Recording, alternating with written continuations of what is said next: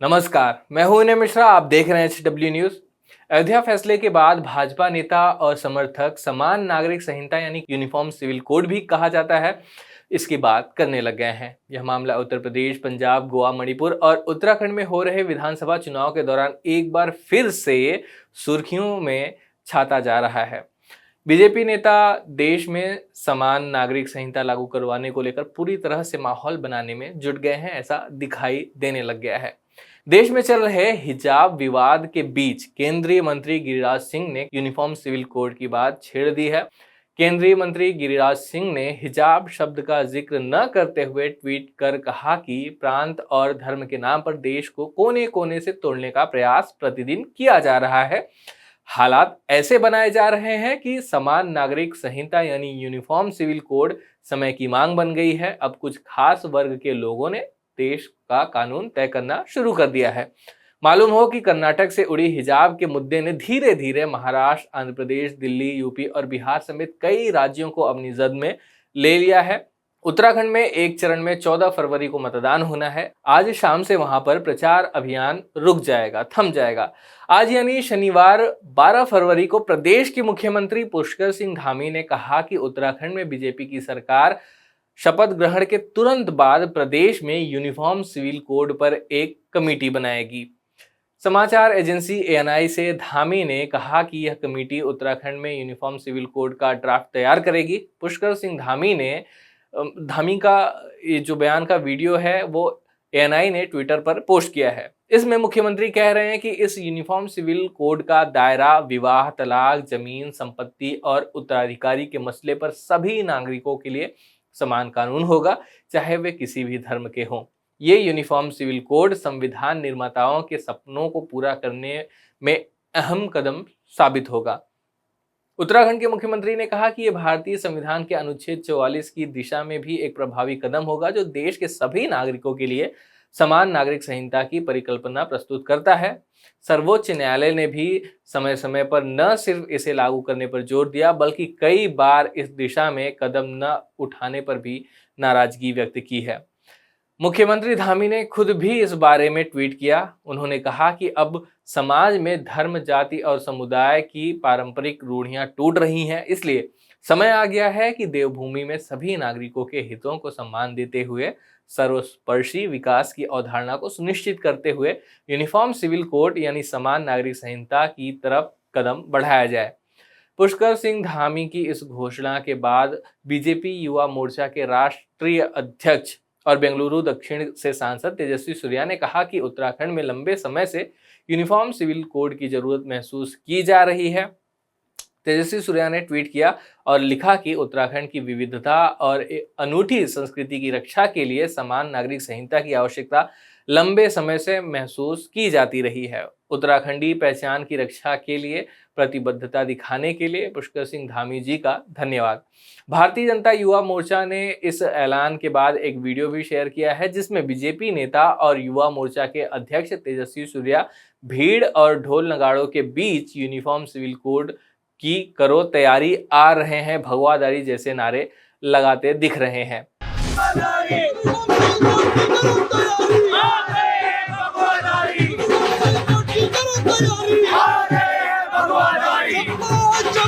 सितंबर 2019 में supreme court ने गोवा में एक केस की सुनवाई के दौरान देश के नागरिकों के लिए एक समान नागरिक संहिता तैयार किए जाने पर बल दिया और अफसोस जताया कि सर्वोच्च अदालत के प्रोत्साहन के बाद भी इस मकसद को हासिल करने का कोई प्रयास नहीं किया गया। जस्टिस दीपक गुप्ता और जस्टिस अनिरुद्ध बोस की पीठ ने कहा था कि यह गौर करना दिलचस्प है कि राज्य के नीति निर्देशक सिद्धांतों से जुड़े भाग 4 में संविधान के अनुच्छेद 44 में निर्माताओं ने उम्मीद की थी कि राज्य पूरे भारत में समान नागरिक संहिता के लिए प्रयास करेगा, लेकिन आज तक इस संबंध में कोई कार्रवाई नहीं की गई। आपको बता दें कि भारतीय जनता पार्टी के ही नेता, जो कि एक अधिवक्ता भी हैं, एडवोकेट भी हैं, अश्विनी उपाध्याय ने सुप्रीम कोर्ट से गुहार लगाई थी कि यूनिफॉर्म सिविल कोड बनाने का निर्देश दिया जाए, लेकिन 2015 में सुप्रीम कोर्ट ने याचिकाकर्ता से कहा कि वह केंद्र सरकार के पास जाए। फिर सरकार के सामने बात रखी गई। सरकार ने लॉ कमीशन से इस मामले में सलाह मांगी। कमीशन ने 31 अगस्त 2018 को रिपोर्ट पेश की। इसी दौरान उपाध्याय ने यूनिफॉर्म सिविल कोड के लिए दिल्ली हाई कोर्ट का दरवाजा खटखटाया। अश्विनी उपाध्याय वाले ही मामले में पिछले महीने केंद्र सरकार ने दिल्ली हाई कोर्ट में दाखिल किए गए अपने काउंटर एफिडेविट में बताया कि फिलहाल समान नागरिक संहिता लागू करने की उनकी कोई योजना नहीं है। केंद्र ने बताया कि समान नागरिक संहिता को लागू कराने का जिक्र संविधान के नीति निर्देशक तत्वों में है। ये पब्लिक पॉलिसी से जुड़ा है और इस पर कोर्ट की तरफ से कोई दिशा निर्देश जारी नहीं किए जा सकते। केंद्र ने अपने काउंटर एफिडेविट में यह भी बात कही कि कानून बनाने का अधिकार विधायिका का है और कोई भी बाहरी अथॉरिटी या सत्ता उसे किसी खास कानून को बनाने के लिए दिशा निर्देश नहीं दे सकता। इस आधार पर केंद्र सरकार ने जनहित याचिका को खारिज करने की मांग की है। केंद्र सरकार ने क्या कुछ कहा आपने तो सुन ही लिया, लेकिन बीजेपी के कई वरिष्ठ नेता कह रहे हैं कि यूनिफॉर्म सिविल कोड लाने का समय आ गया है। अब क्या होता है यह यूनिफॉर्म सिविल कोड? संविधान के भाग 4 में अनुच्छेद 44 में राज्य के नीति निर्देशक सिद्धांत में यूनिफॉर्म सिविल कोड की बात कही गई है। संविधान कहता है कि सरकार इसके बारे में विचार विमर्श करे, लेकिन सरकार इसके लिए बाध्य नहीं है। संविधान के अनुसार देश के लगभग सभी मामलों में यूनिफॉर्म कानून लागू होता है, लेकिन शादी, तलाक और उत्तराधिकारी जैसे मुद्दों में पर्सनल लॉ के हिसाब से फैसला लिया जाता है। भारत में गोवा एक ऐसा राज्य है जहां यूनिफॉर्म सिविल कोड लागू है। देखा जाए तो अधिकतर विकसित देशों में भी यूनिफॉर्म सिविल कोड लागू है, लेकिन भारत में पिछले कई दशकों से यह मुद्दा बस बहस का ही विषय रहा है। एक और जहां देश की बहुसंख्यक आबादी समान नागरिक संहिता को लागू करने की पुरजोर मांग उठाती है, वहीं अल्पसंख्यक वर्ग इसका विरोध करता है। मुस्लिम समुदाय ने हमेशा तर्क दिया है कि उसके मामले मुस्लिम पर्सनल लॉ के तहत आते हैं, जिसमें देश का कानून हस्तक्षेप नहीं कर सकता, जबकि बाकी धर्मों के लोगों के बीच उनका यही तर्क नाराजगी की वजह बनता है। खैर, बीजेपी नेताओं की ओर से यूनिफॉर्म सिविल कोड को लेकर हो रही बयानबाजी के बाद कुछ लोग कह रहे हैं कि चुनावों के समय हिजाब का मुद्दा उछाला इसीलिए गया ताकि चुनाव में हिंदू मुस्लिम कर इसका फायदा लिया जा सके। कुछ लोग यह भी कह रहे हैं कि भाजपा के पास चुनाव के दौरान मुसलमानों को छेड़ने के अलावा कोई दूसरा काम होता ही नहीं है। देश को आज भूखमरी, बेरोजगारी जैसी गंभीर समस्याओं से जूझना पड़ रहा है, लेकिन हिंदू समाज को मुसलमानों के नाम पर गुमराह करके सत्ता हासिल कैसे किया जाए, यही सपने देखे जा रहे हैं।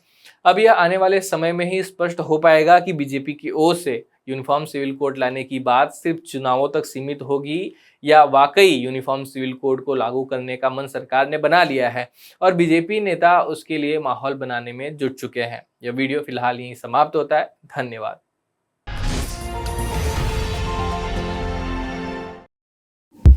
नफरतों का बाजार, सपनों का कारोबार जारी है। अच्छे दिन तो झांकी थे, अमृतकाल अब बाकी है। मन की बात आप तक पहुंचती है, लेकिन आपकी आवाज का क्या? जिन्हें लोकतंत्र का चौथा स्तंभ कहते थे, वे अब सत्ता की गोद में हैं, सत्ता के सामने नतमस्तक हैं। लेकिन अब भी कुछ आवाजें हैं, बेखौफ, बेबाक, जिन पर लोगों को भरोसा है। चेहरा बदला है, तेवर वही है। देखिए मुझे, सतीश शाह को HW न्यूज़ पर।